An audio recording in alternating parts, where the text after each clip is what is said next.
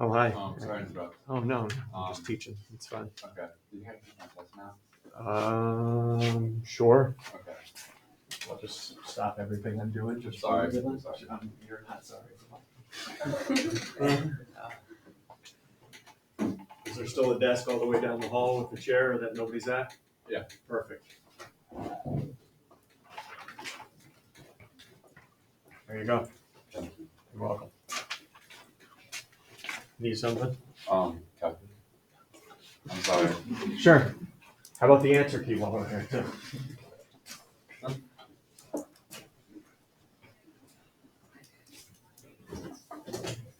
So beverage. Anything else? You good? I'm good. Throat punch. That's where we're headed. Thanks, Dylan. Yep. All right. So let's work backwards here. Over the summer, we're like, let's show them two different methods to do this, and then the two methods no good yesterday morning. So you can get rid of using triangles. We're just going to go use area of a triangle formula. All right. You guys can see that this is equilateral. So hopefully some things are running through your mind right now. All right, if it's equilateral. Also, I want to introduce a new piece of the triangle. Everyone see what I've labeled 4 there. We never have seen it. It's just been a segment for us, but let's give it a name now. If that wasn't a circle, what would we all call it?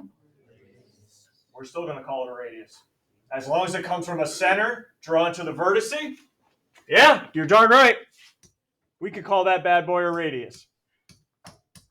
And just like in a circle, if I drew in the other two to the other two vertices, what would I know about all 3 radii? They're congruent. Okay, they're congruent. So all I'm going to do here is area of a triangle. I'm not going to make this any more complicated. 5, area of a triangle. Got it.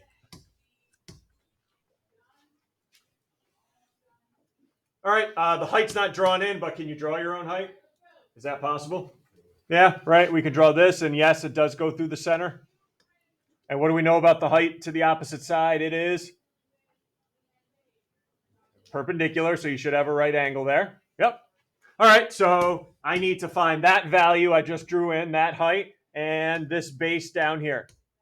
Once I have those values, I'll have the area. And that's basically where I'm going to stop. All right, I want discussion within the groups of how we're going to do this, how we're going to find those values. I will also let you know a quick theorem. The radius does bisect the angles they're drawn to. Okay, because of congruent triangles in CPCTC, the radius bisects the angles they're drawn to. Okay, so that's all I'm going to say. All right, I want you and your group to take over. You need to, how can I find the height? How can I find the base? Knowing it's equilateral as well. All right, remember, it's equilateral. And that just doesn't mean the sides are the same. Talk it over. We'll come back. I'll let you guys, as long as you need to talk it over. Just don't give up.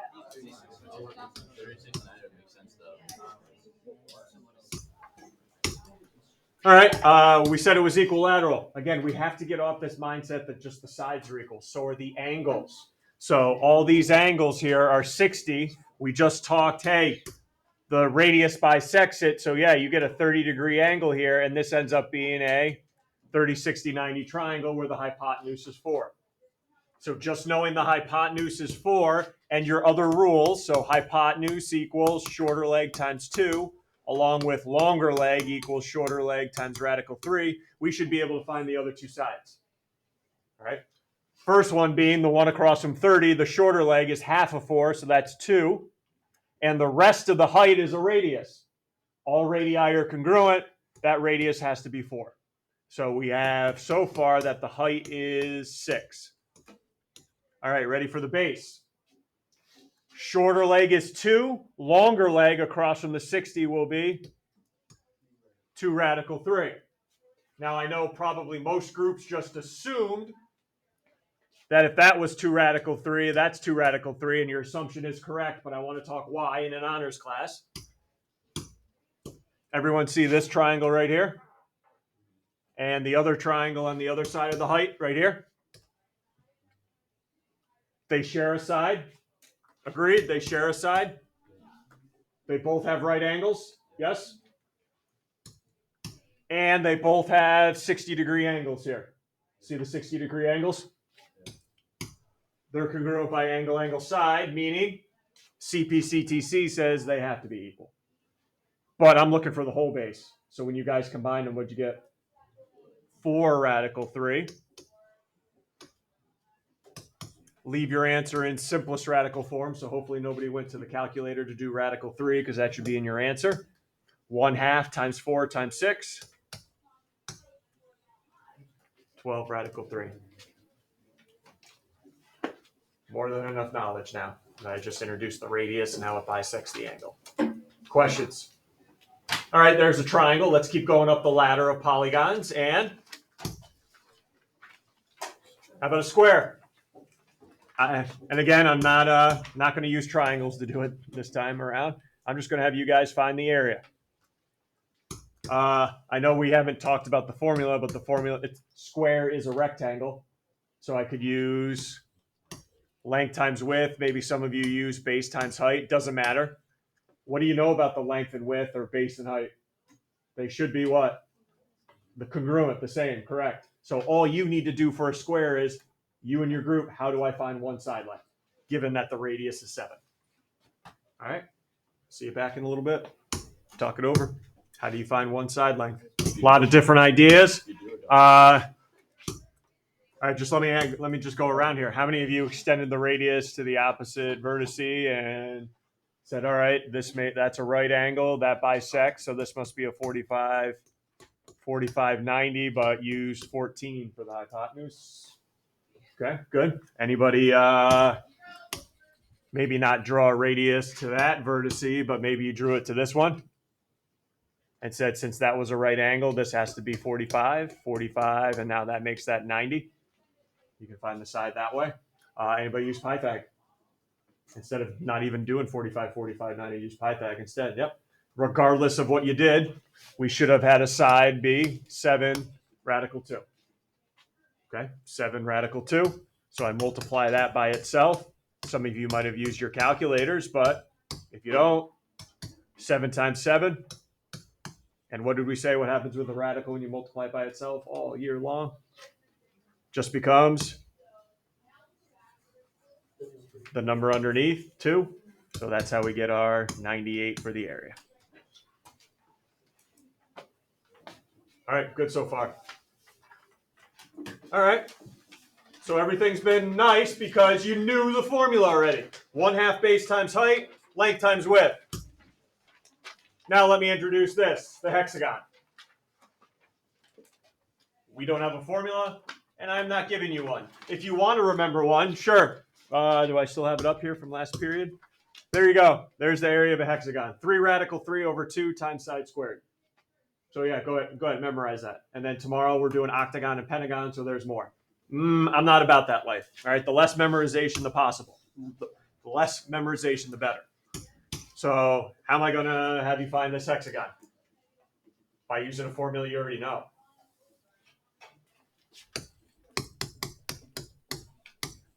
What's that a formula for again?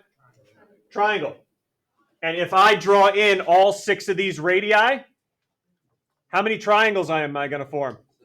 6 of them, and guess what I'm going to know about all 6? They're congruent. So all I'm going to do and have you guys do is find the area of one of them, and then at the end, multiply that by how many triangles there are. Okay? And this is, again, a regular hexagon, so all sides and all angles are equal. I will help you out with this one. I won't let you go on your own.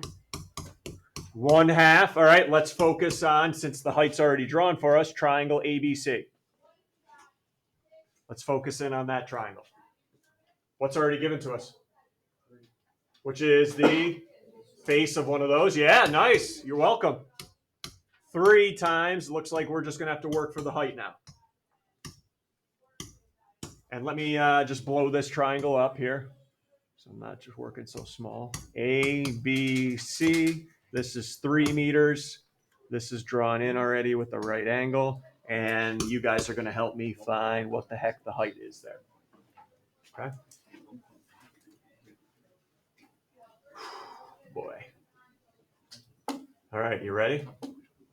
Now, let's not confuse. This is not an equilateral triangle, right? Everyone's good there. That's not, if anything, what could I call this? Because I know the radii are equal. Isosceles. Let's not go equilateral because I don't know if AC is the same length as the radii. So now, don't go down that road and tell me those are 60s down below. All right. Let me start you off, give you a little push. C angle ABC.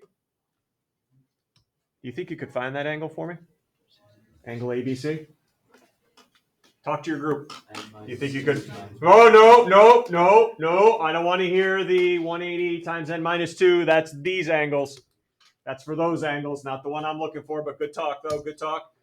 Go ahead, though. How can I find that angle? ABC.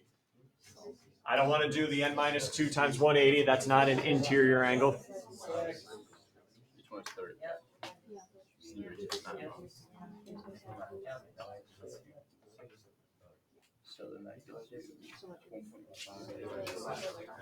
So how's the group finding it?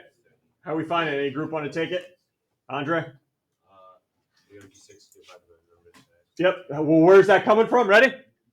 I got 6 of these angles, and they're all congruent because the triangles are congruent, and it forms that little circle, which we know is 360 divided by 6 angles. That's going to be a 60-degree angle, and guess what the height's doing to it? Yeah, because these 2 little triangles are congruent by CPCTC, so now that's got to be 30, that's got to be 60, so I guess it was equilateral, but that's only in the case of a hexagon. Don't assume that every figure. What can I do with this 3 to help me out? It's just kind of hanging there. Yeah, the height bisects the angle and the side, right? Because, hey, keep in mind, these 2 triangles are congruent, so by CPCTC, all the parts are. So now I can use 1.5. And where's the 1.5 across from? Oh, is it? It's across from the 60? In the where's the 30, 60, 90 we're looking at then? I see the 1.5 across from the 30. This whole triangle is not 30, 60, 90. Remember, it's this triangle that's 30, 60, 90. All right, so if that's 1.5, what's across from the 60? 1.5, radical 3. And there we go.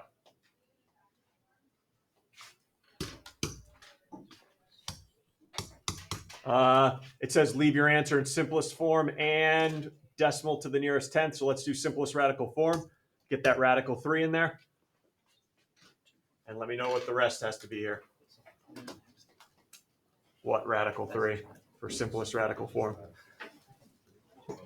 When you're ready, when you're done calculating, let me know. 18, what radical 3 when you're ready? What do you have? What are you multiplying? Remember,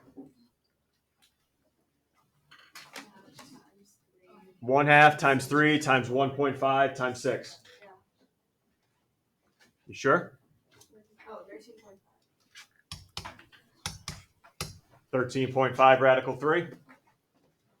And then to the nearest tenth, I just want to make sure we're good on our rounding. Thanks, man. You have a great day. Thank you, too. Thank you. Nearest tenth, 8. 23.3. I think that second decimal rounds that up to a 4.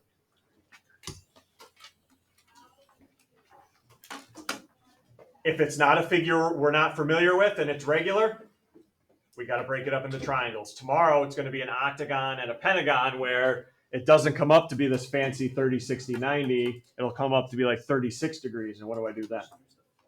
All right, when it's not a triangle I'm aware of. All right, let's finish off these notes and keep working backwards. Area of a regular polygon. Again, and when I say a regular polygon, I'm not talking about a square or a triangle because we know the formula already. We're going to take 1/2 base times height and multiply it by number of sides or number of triangles, because I already used 1 math BH there, so number of triangles.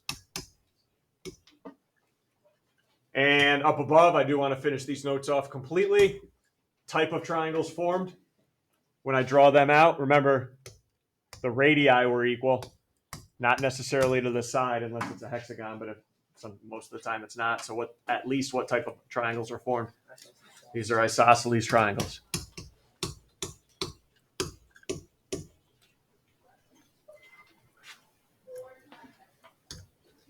One adjustment to the assignment tonight.